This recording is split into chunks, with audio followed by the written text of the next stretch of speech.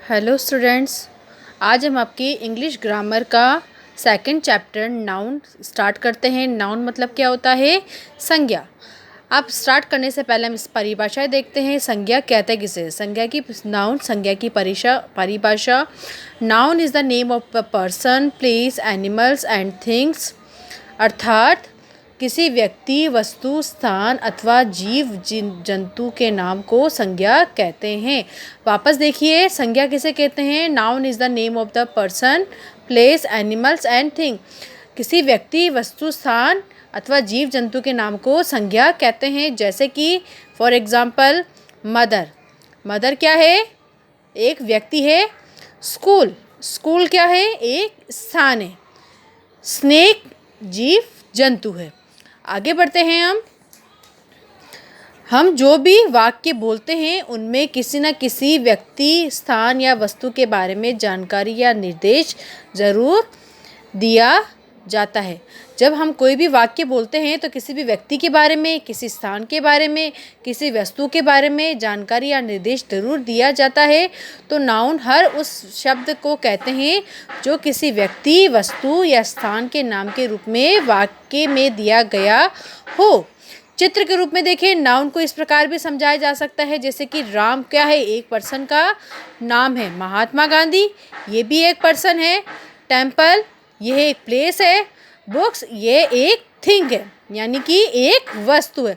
वापस देखिए इस बात को कि हम जब कोई भी वाक्य हम बोलते हैं, हम उसमें वाक्य में किसी व्यक्ति का नाम लेते हैं, किसी स्थान का नाम लेते हैं, किसी वस्तु के बारे में तो बोलते ही हैं। हम कोई भी शब्द, इसके बिना शब्द नहीं होता है।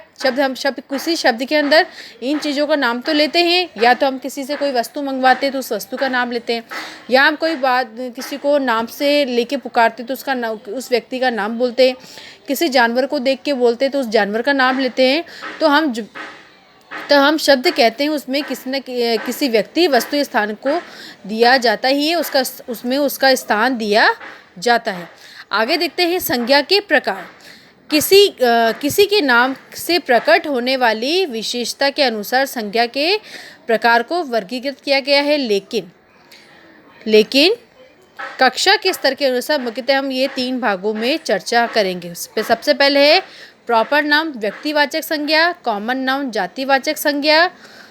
कलेक्टिव नाउन, समूहवाचक संज्ञा।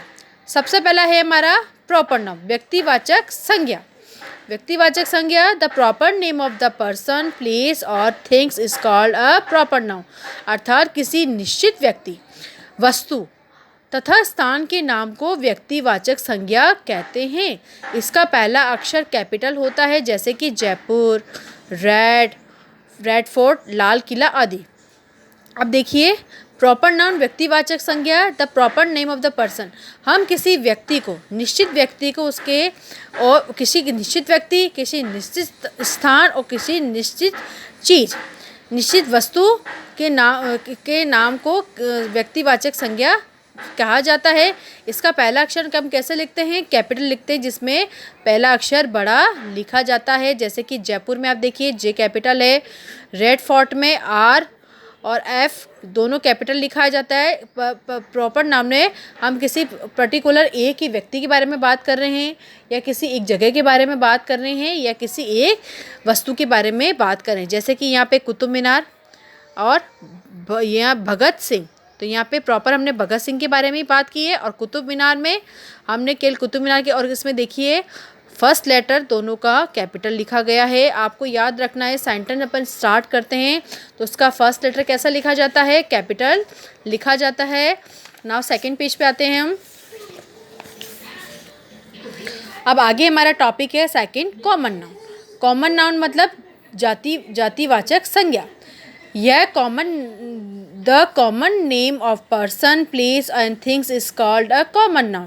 It refers to a person, place of things is the generally sense. अर्थात जो शब्द किसी व्यक्ति, वस्तु अथवा स्थान की संपूर्ण जाति का बोध कराते हैं उसे जातिवाचक संज्ञा कहते हैं। इन शब्दों को कैपिटल लेटर में तभी लिखा जाता है जब वाक्य की शुरुआत में प्रयोग किए गए हैं, अन्यथा नहीं। जैसे कि शॉप दुकान, नर्स परिचारिका आदि। अब आप देखिए कॉमन नाउन में किसी person place things and the called the common noun is the refresh the person place और things the generally same sense. किसी व्यक्ति वस्तु स्थान की संपूर्ण जाति का बोध कराते हैं, उन्हें हम क्या कहते हैं, जातिवाचक संज्ञा कहते हैं। इन शब्दों को कैपिटल लेटर में तभी लिखा जाता है जब वाक्य की शुरुआत सेंटेंस की शुरुआत में प्रयोग किया गया, अन्यथा नहीं। अगर हम सेंटेंस की शुरुआत में किसी व्यक्ति का नाम किसी स्थान का नाम आ रहा है तो हम कैपिटल लेटर लिखेंगे, वरना नहीं। जैसे कि यहाँ पे देखिए कार और लिजर्ड, एक छिपकली। उसके अलावा दिख रहा है आप सभी को, इसके लिए हमको अगर सेंटेंस के बीच में अगर किसी का नाम हो तब नहीं लिखेंगे, अगर सेंटेंस की शुरुआत में तभी किसी वाक्य शुरुआत में प्रयोग किया जाएगा, अन्यथा इसमें कैपिटल लेटर का प्रयोग नहीं किया जाएगा। अब सबसे पहले थर्ड आ गया है कलेक्टिव नाउन, मतलब समूहवाचक संज्ञा।